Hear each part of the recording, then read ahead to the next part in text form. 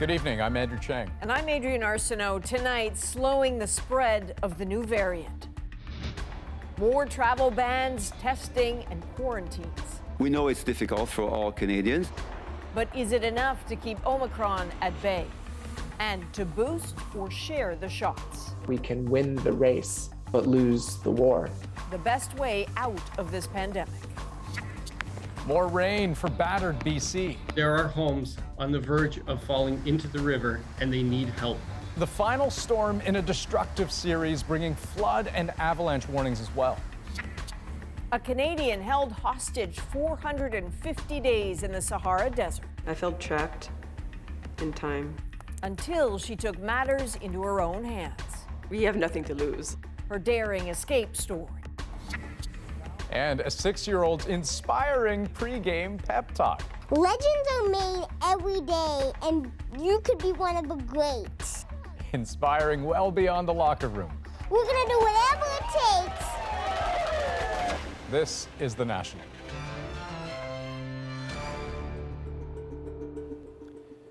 Well, Canada has announced tougher measures against the Omicron variant, an expanded travel ban and expanded testing at airports. That is the theme of the response around the world. Block Omicron at borders, but it's increasingly clear tonight the variant started spreading internationally weeks ago. Alberta and BC have now joined Ontario and Quebec as 4 provinces with confirmed cases of the variant, all linked to global travel so far. With the exception of those coming from the U.S., all travelers, vaccinated or not, will now be tested and asked to isolate on arrival. That could put some holiday trips on hold, but as Rafi Boudjikanian explains, it may also help hold back Omicron. Rules have always changed over the last 20 months. Again, new rules to tackle a new variant. All air travelers coming from outside Canada, apart from the United States, will now need to be tested at the airport. They will then need to self-isolate until the results are in, whether they're vaccinated or not.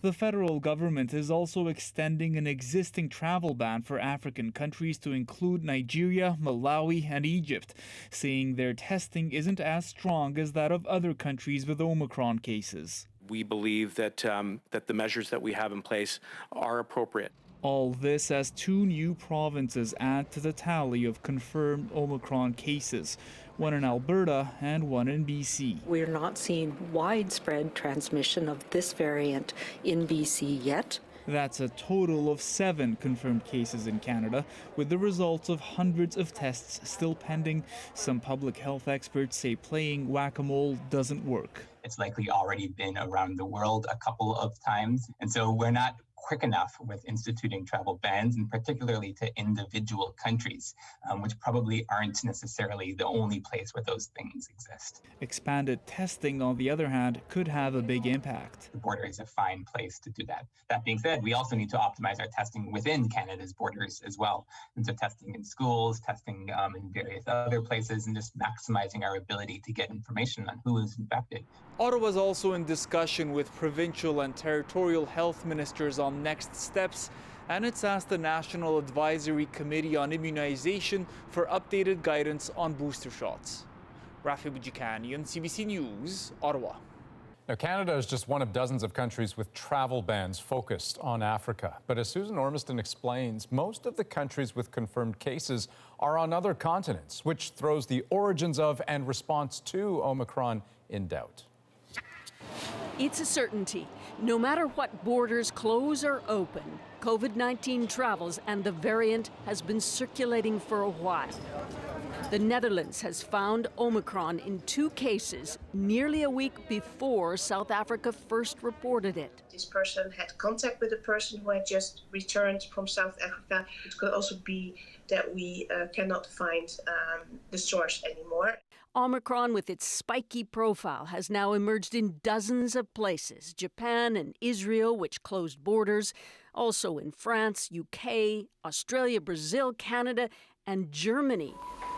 Omicron identified there in a man with no travel history. We fear December, January, and February and believe things will be more difficult. So with the origin in question and transmission widening, Southern Africans say travel bans singling out their countries are unjustified. South Africa now tied to Omicron, even if unfairly, says the CDC. Identifying a virus, a new strain or a new variant doesn't mean it came from there. It just means that you have good systems in place to pick it up. Concerns now that countries monitoring a new COVID variant might be reluctant to report it first. At a U.S. briefing, the CDC director made a point of praising South Africa. Their collaboration has allowed us to make evidence-based decisions quickly. But there are still more unknowns than facts. How severe is the illness from the variant, and how effective will vaccines be against it? The White House is considering stricter testing for all international travelers, regardless of vaccination, and weighing a possible self-quarantine. President Biden is due to update his coronavirus strategy on Thursday. Susan Ormiston, CBC News, Washington. Omicron has starkly reminded the world about the importance of vaccines. Areas with low levels of vaccination can become breeding grounds for variants. Today, China committed 1 billion doses for Africa, but as Christine Birak explains, it will take much more global cooperation to end the pandemic.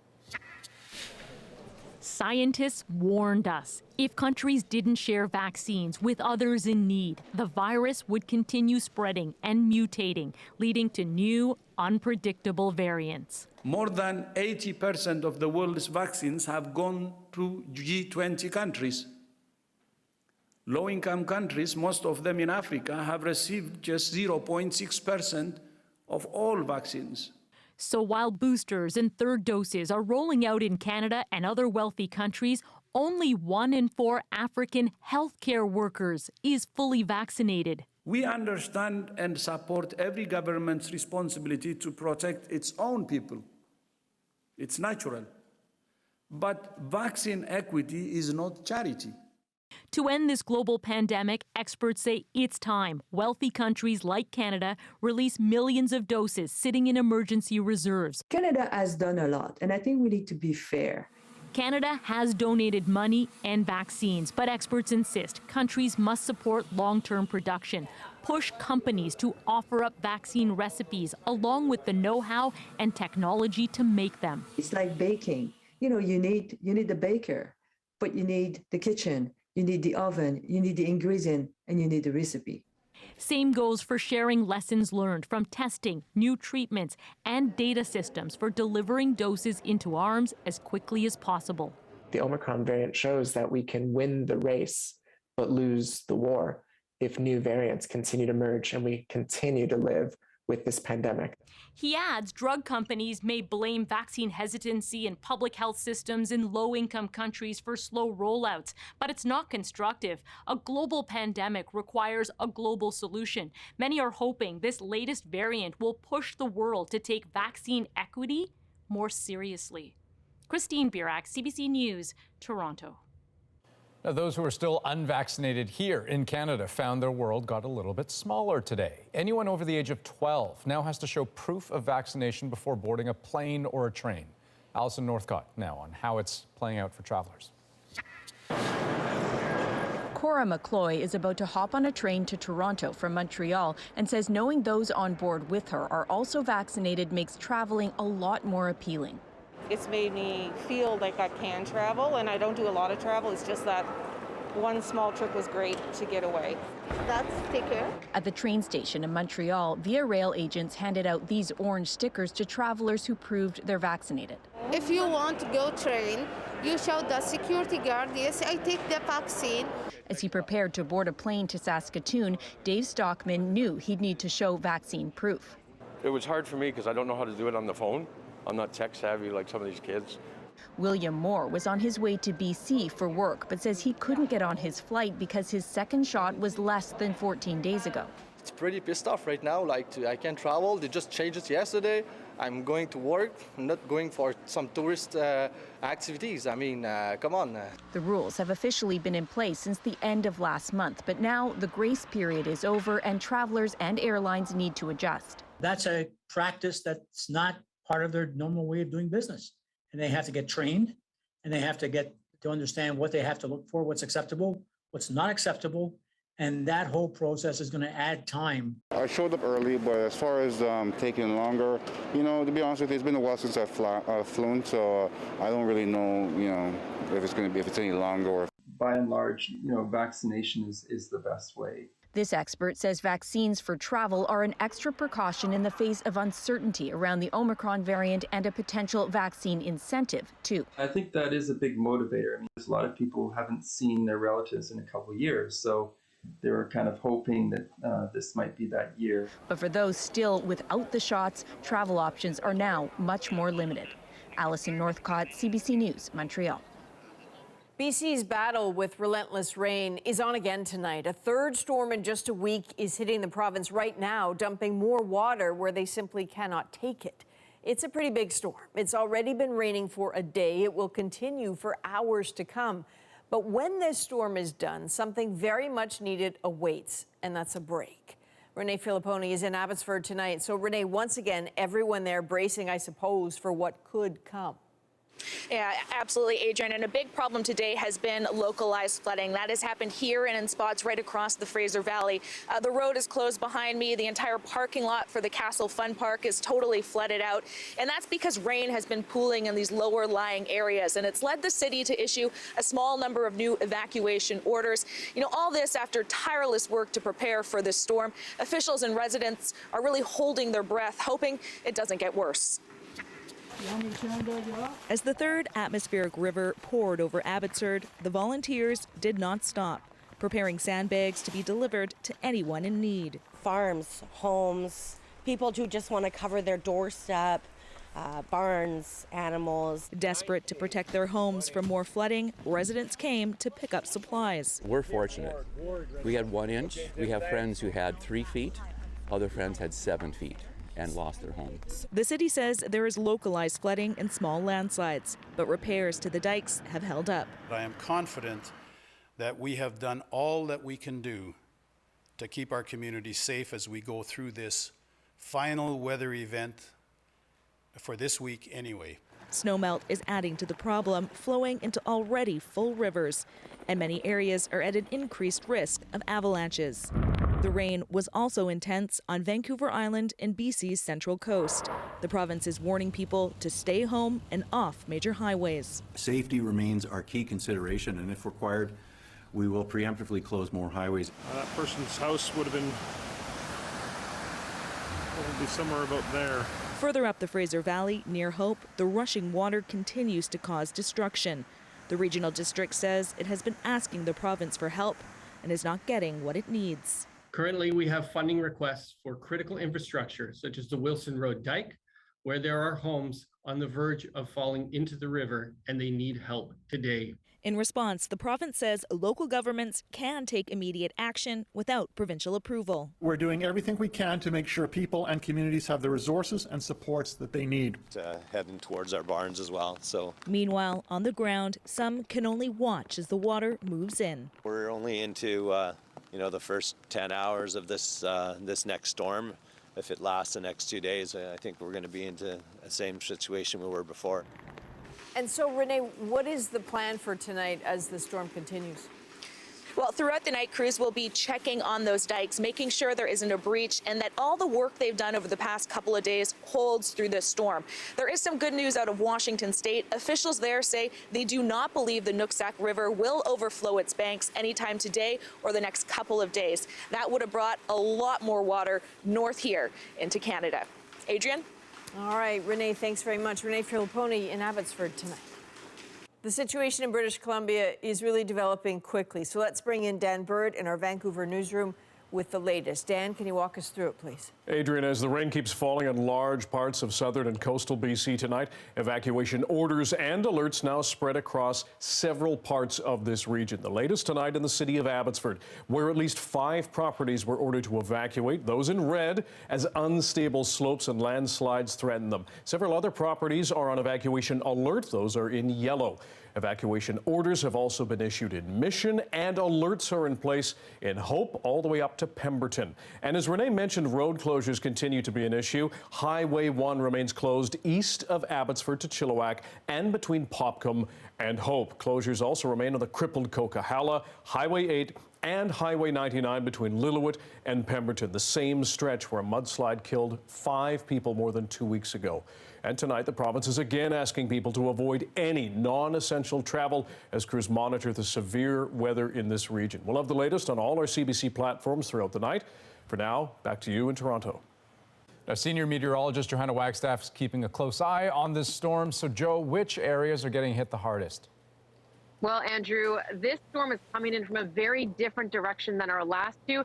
So the rainfall pattern is all over the place. In fact, where I'm standing in North Vancouver, one of the bullseyes that we're watching as we head into the overnight, take a look at the forecast rainfall. This is on top of what we've already seen, and we've already seen 50 to 100 millimeters for places like Tofino on the west coast of Vancouver Island, farther up the coast from where I am, places like Bella Coola, Squamish and Whistler, and then the northern sections of Metro Vancouver, again, where I'm standing. The lower Fraser Valley and Abbotsford still looking to get totals around 80 to 90 millimeters, not the 200 that we'll see elsewhere, but all that mountain precip will work its way through the watersheds. And Andrew, the other factor, the incredibly high freezing levels. We are seeing snow melting on the tops of our mountains tonight.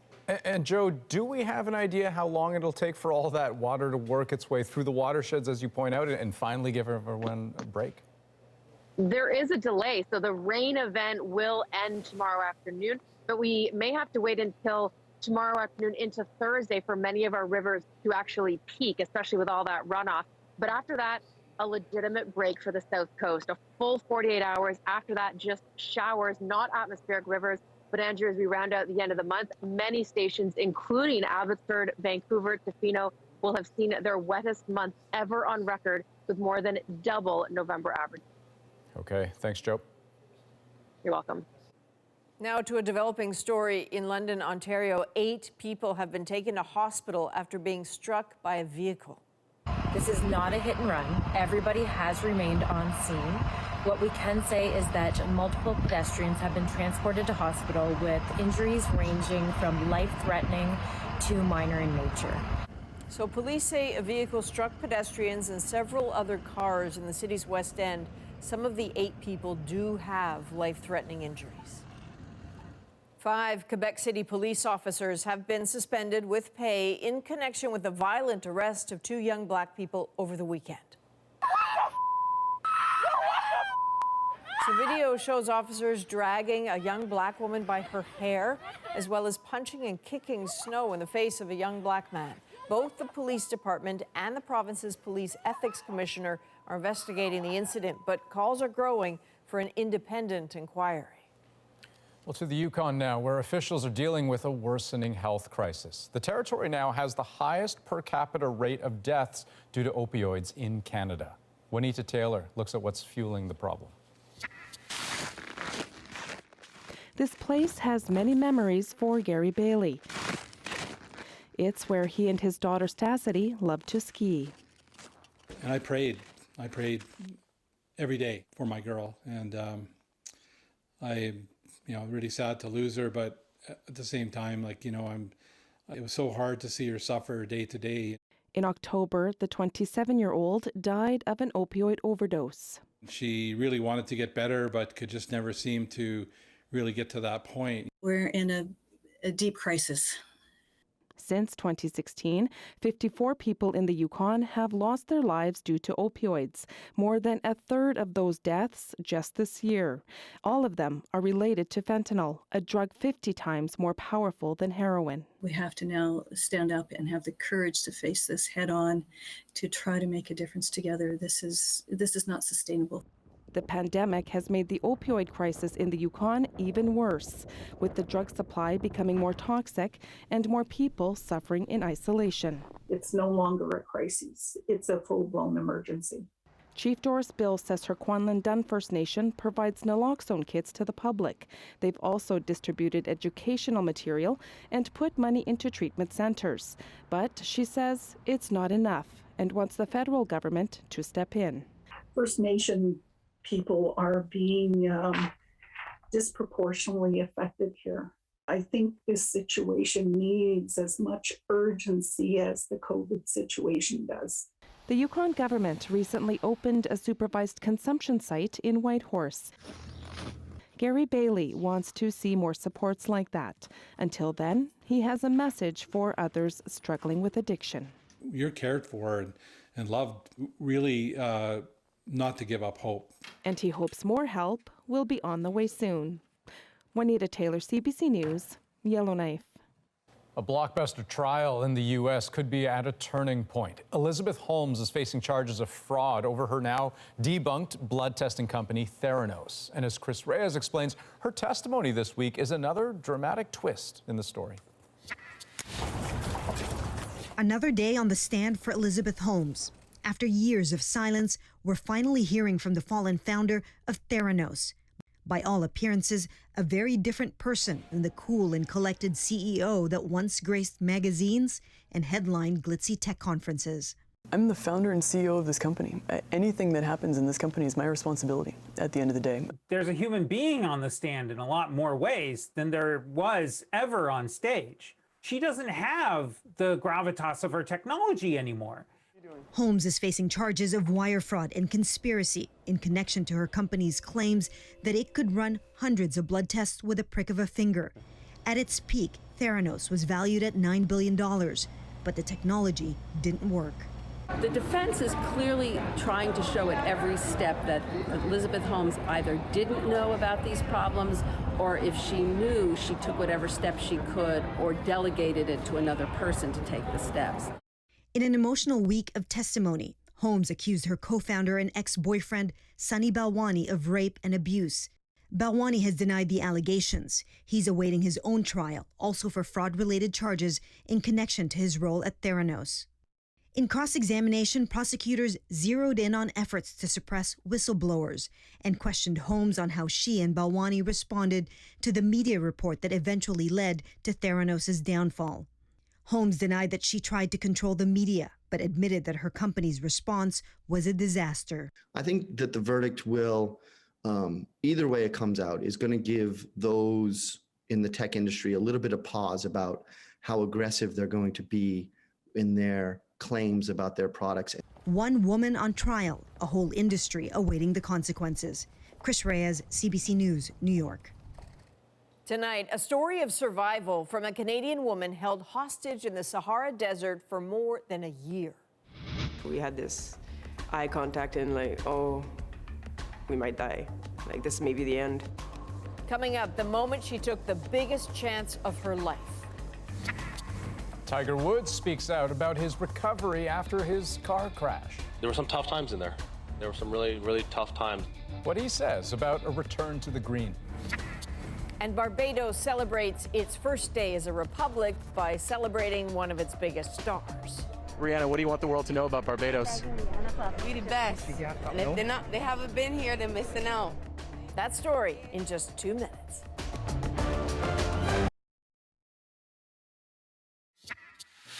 The world's newest republic is celebrating its independence. Since cutting ties with the British monarchy early this morning, Barbados is focusing on the future and its international image with a little help from some major star power. Thomas Daigle is in Bridgetown. Among the first orders of business for the new Republic of Barbados, bestowing the title of National Hero on a certain global superstar. Robin Rihanna Fenty. For the first time, it's the president, not the Queen's representative, doing the honors, granting the award to Rihanna, pop sensation, entrepreneur, and proud Barbadian. Rihanna, what do you want the world to know about Barbados? We the best. They haven't been here, they're missing out. They ain't lived a day till they got here. Call it a surge in national pride, part of a strategy to shed the nickname of Little England. This little country of ours, just 166 square miles, and so much things happening to us. I am so proud of it right now. So I think it will work out pretty better for us. Now that Barbados has ditched the monarchy, the Queen remains head of state in 15 countries, most of them here in the Caribbean. The question now is whether any of them will follow the example set by Barbados. The country's military is getting new colors for the new republic, while the royal police are dropping that title. In fact, the concept of white supremacy domination over diverse ethnic groups was championed by the British royal family. Prince Charles saw for himself the presidential flag raised to replace the royal standard, and he acknowledged Britain's troubled history in the region. From the darkest days of our past and the appalling atrocity of slavery, which forever stains our history, the heir to the throne giving his blessing to this breakup, not that Barbadians needed it, but it says to the others that you can do it too. So I would think that Canada would have a similar ambition. Barbados may be the world's newest republic, though many here wonder who will be next. Thomas Daigle, CBC News, Bridgetown, Barbados. When we come back, a Canadian's daring escape after being held hostage in the desert for more than a year. So you and Luca cook up this plan. We have nothing to lose. I think that's what happened. From the abduction to the moment she decided to run. Her survival story, next.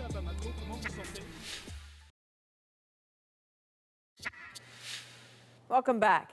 If I say March 2020 to you, likely you think, that's when the chaos of the pandemic started.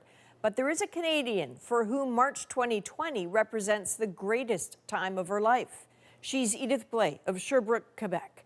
3 years ago this month, she was embarking on a huge trip, driving across parts of Africa. It became a nightmare. She was kidnapped. Incredibly, though, she got out and is now finally telling the world how she did it. Let's start with the ending. It's a good one. After being held hostage in the Sahara for 450 days, Canadian Edith Blais is okay. Not because someone saved her, but because she made a run for it. When I was alone for so many months, I was like, oh my God, I couldn't see no light at all. And so anything is possible. And this is you, the sands of time? Yeah, exactly. I felt trapped in time. Trapped, terrified. She's a talented artist, writer, passionate traveler who needed her wits, driving across Burkina Faso in a tiny blue car with her Italian friend, Luca Tacchetto. Did your family ever give you the gears about taking this trip? Well, they were scared, but it wasn't the first time they were scared. Yeah. My guardian angel was tired, I think. Her guardian angel Shirley dozed off in December of 2018 as they drove along a potholed, empty road. Close to the border, when the sun was starting to get down, there was this 6 men, fully wrapped with their AKs blocking the street. And at that point, you just realize, like, oh my God. I remember just looking at Luca. We had this eye contact and like, oh, we might die. Like, this may be the end. An ambush. Edith and Luca driven into the desert on motorcycles for 20 days at gunpoint. So much blowing sand, she had to take out her contact lenses. Her captors wouldn't let her take her glasses. So that's a big decision when you take out your contact. Yeah, you feel so vulnerable when you don't see. They were in the hands of Islamic militants, career kidnappers. From that December until now, there have been more than 600 recorded kidnappings there. Canadian Kirk Woodman would be found dead not far away just a few weeks later. Edith and Luca only understood what was right in front of them. When we got to the desert, then we realized, okay, this is really big. At the beginning, I was with Luca, and there was a lot of drones, so they were hiding us, actually. They were making little huts out of branches and dry herbs. And it was really, really small, so we were just laying down day and night, one beside the other, and we couldn't even sit up. 3 months like that, then they were separated. Edith drawing maps in her head, holding onto images and timelines, especially of the moment she's told she's going home. It's a trick. She's moved to a rough desert camp and finds 3 women. I told them, well, they're supposed to bring me to Canada, and I was a little bit mixed up. And I heard the car that brought me there leave. And the women were like, I don't think you're gonna leave very soon. One by one, they told her they'd been held for 2 to 3 years. I was going, like, I can't do another month, it's impossible. And they've been there for so many years, it hits you. You try to still hold on hope because, I mean, you can't. You have to. Yeah, you have to just to keep your head out of the water. How did you make the time go by together? What did you do? They had one needle, so we would find threads from clothes or from the tent, or so we could talk. And at one point, there was the oldest one. She had a pen, and that's when I realized that it was like, oh my God, if ever I could like just borrow it, I could write poems and just leave this place for like an hour, 2 hours, just go. And so I asked her, like, can I borrow your pen? And she, of course, please. And we found little cardboards from the tea and stuff like that, so I would write poems each day. With the needle and those bits of thread, she made this bag, crafted a little hope and peace on it. With that pen, the words flew. At first etched on the scraps of boxes, now marked in print, noting the chapters of her book, The Weight of Sand. A hand dips into the light. A woman quenches her thirst. For life, a whole river's might flows through the brittle desert. Yeah, I wrote that one on March 19th, 2019. It was the 92nd day of captivity. The date she knows because the women would recite it together every day for nearly 5 months, all scared, hungry, getting weaker. Did you ever get an indication that someone was looking for you? They separated me from the women. Then I was alone for 6 months, and somebody that came by motorcycle, and he gave me this red envelope written Edith on top, and that was kind of a shock. There's 3 pictures and 2 letters inside for me. And the third picture was me and my father. We were arm wrestling. What did the presence of that picture change for you and for your captors? So I would show them, and they would always point at my father and say, ba, ba, ba, ba. That was really strange. It's like if, I don't know, I felt as they saw I was a human and I had a father, like they were all fathers. Surviving meant seizing any opportunity, the biggest when she was finally reunited with Luca after nearly a year apart. So you and Luca cook up this plan. Well, I didn't think we have nothing to lose. I think that's what happened. We had to plan little things because when we went to sleep, we had to give them our shoes. So we couldn't escape very far without anything to protect our feet. So I sewed some shoes with my carpet and some cardboard. And we kept the water from our showers to be able to have some water to escape. It took a month to do all that. And, a month? Mm-hmm. And so how did you pick the day? So we were hoping like maybe 3 days after the full moon, we would have enough light to be able to escape and see. And life really helped us there because after the 3 days after the full moon, there was this big wind of sand in the night. So what did that mean? What difference did that mean for you? And because of the wind in the air, so they couldn't see us. And we had to go through these parts of sand, and usually they could find your footsteps, but the wind just erased everything. So they bolted in the homemade shoes, that handmade bag stuffed with as many cardboard scraps of poetry as she could manage. All the worry, the furies, the dreams escaping with her. I did a little pouch that I put my poems in, and that's it. You must have left some behind, though. Yeah, I left with 52, and I probably wrote like 150. We walked the whole night, 20 kilometers or something, and we found this big road. So we're like, oh, maybe there is trucks going through there. Finally, one slowed down. Luca ran for it. Edith followed. So I asked Luca when I arrived, like, can we go up? I think so. He wasn't sure even. So we put our bag, looked like, he looks fine. So we got in, we closed the door, and he left with us. Yeah, that was crazy. They didn't speak the trucker's language, but he recognized fear. By day's end, they were at a UN office, then moved by helicopter to Bamako. Suddenly, a meeting with the president, Canadian representatives, all of it astonishing, and the date, March 14th, 2020, the world in a pandemic Edith and Luca knew nothing about. But everything is weird at that moment. I mean, you've been isolated for 15 months and everything was weird. There was so much media also. But I was really happy just to be free, and I was quarantined with my mother. She was really happy. It was a whirlwind of a day after an eternity of low rumbling fear and isolation. It's taken a while to speak the words out loud. She's learned 2 of the women she was with were freed. The 3rd died in the desert. Luca is home in Italy. They haven't seen each other since. Do you ever dream about any of this now? When I was writing the book, the whole time I was writing, I was doing nightmares at night. And once I finished the book, it all stopped. It's very rare now that I dream that I'm captive. It's very rare. And yeah, that's pretty much it. Like, I let go, I think. And those men who stole her freedom? She's met with counterterrorism officials, looked at photos, but has gone no further. I let go of everything. I try to let go of things that won't change. Like negative things that are not going to change. If I keep it, I just let them go.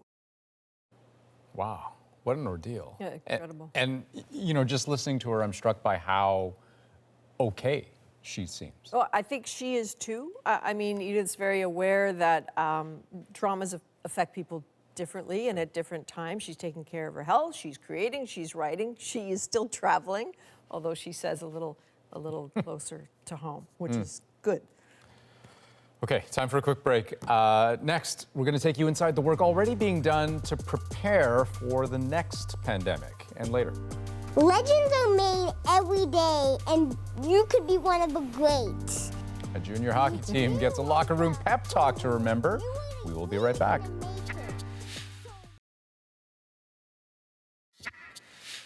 Welcome back. The rise of the Omicron variant is a pretty stark reminder that COVID is not over. But while the world continues to grapple with this pandemic, some scientists are busy in labs getting ready for the next one.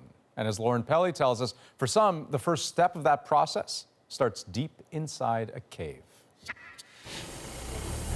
These test tubes are tiny, yet they're a treasure trove for this research team. Out of curiosity, are these spleens or are these kidneys? Each tube contains a sample of bat tissue, liquefied by a fast-spinning device. They're ready to analyze for viruses that could one day make the jump to humans and spark a future pandemic. We know that we're increasing our encroachment upon, wild animals with habitat destruction and climate change. The opportunities for zoonotic transmission of viruses from animals to humans are only increasing over time. Western University virologist Ryan Troyer has been studying animal-borne pathogens for years, researching creatures from bobcats to house cats. He's now among those warning we could see another COVID-level threat in our lifetime. I think it's not going to really be possible in the future to prevent the transmission of viruses from animals to humans, but if we're ready to prevent a small outbreak from becoming a pandemic, that's really, I think, the key. When it comes into this machine here. A key goal of this project is building a bank of vaccines that could prove useful years or decades down the line. So what we're also doing is we're going to be looking deeper into these tissue samples and trying to get a good look at the entire picture of what other kind of viruses are there. Are they able to have the potential to infect humans? And to try to identify those ahead of time so that we can also put fragments of those viruses in our vaccine bank as well. Getting to that point is a long way off. This type of research is dependent on fragile funding and partnerships with vaccine developers. The idea is to have those seeds, or essentially vaccines that can easily be upscaled to production levels. From the heights of the Amazon rainforest to the depths of underground bat caves, you can find animals carrying potentially dangerous viruses in regions around the world. Throughout history, multiple pandemics have been caused by animal to human spillover. And gathering samples of potential threats is the first step toward preventing another one. In the underbelly of the Royal Ontario Museum in Toronto, Burton Lim stores thousands of bat tissue samples at a temperature of -80 degrees. These are bats from Guyana. Some of his samples date back to the late 1980s. We have a very peculiar, meticulous way of freezing them in liquid nitrogen. That's a lot of work, a lot of extra money and effort to save them that way, but that's the best way to study DNA, is to get them as cold as possible. Lim has sent hundreds of samples off for analysis so far, just a small selection of the museum's nearly 15,000 bat tissue specimens. I was excited that, I was able to work on evolutionary studies, but if they can help, human health, that's, even better. Back in the lab, researchers have identified dozens of viruses in the bat samples so far, and they're hoping to maintain momentum long after the threat of the COVID-19 pandemic fades from public consciousness. I think this really caught a lot of our public health authorities and governmental authorities off guard. And so now I think we have this real opportunity to really prepare and be ready. That next viral threat might be hiding in their samples or lurking in a bat cave thousands of kilometers away, just waiting for a chance to strike. Lauren Pelly, CBC News, Toronto. When we come back, Tiger Woods opens up about life after his car crash. There were some tough times in there. There were some really, really tough times. What he says about his future in the game he once dominated. That's next.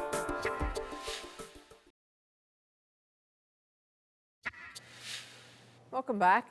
Tiger Woods is opening up about his career and his future after being seriously injured in a car crash earlier this year. He says he is lucky to be alive, but he may never be the player he once was. Julia Wong has the story.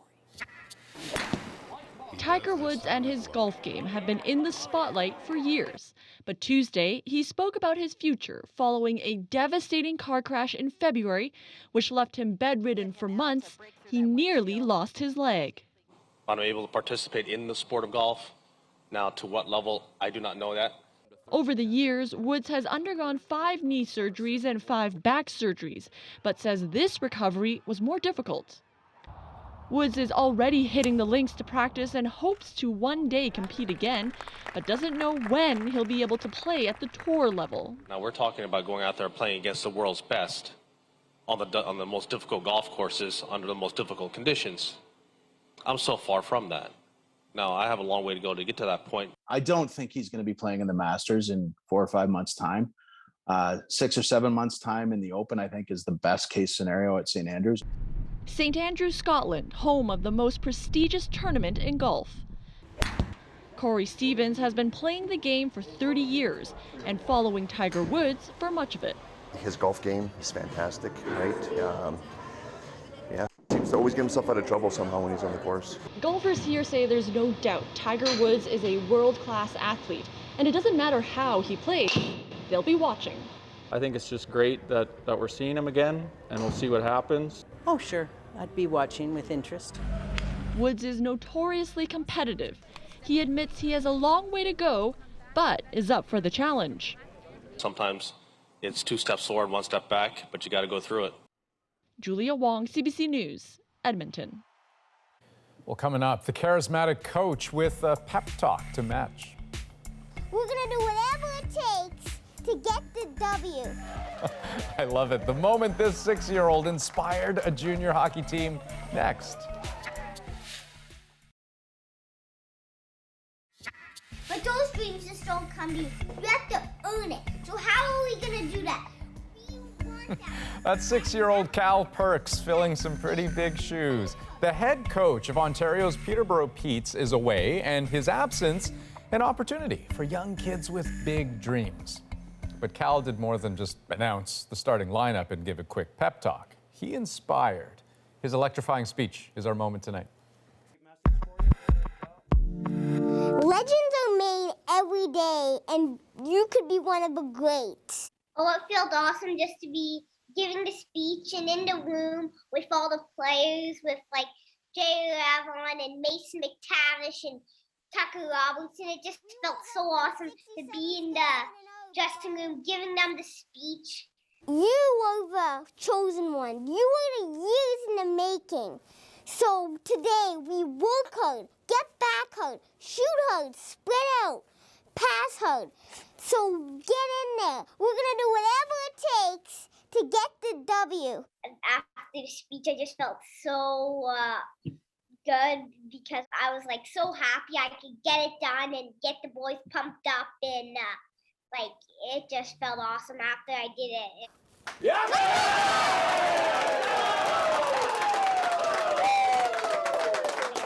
Bravo. You Bravo. tell him, Cal. Listen, Cal, I don't know, my friend, how you feel about giving newsrooms pep talks, but we would happily take one anytime you have one to offer. First of all, don't give him any ideas. Hey, why not? Second of all, we have jobs that we need to keep. Second of all, of course he has dreams of being in the NHL, but a coach, he'd be a natural, I think. That's the National for this November 30th. Have a great night. Good night.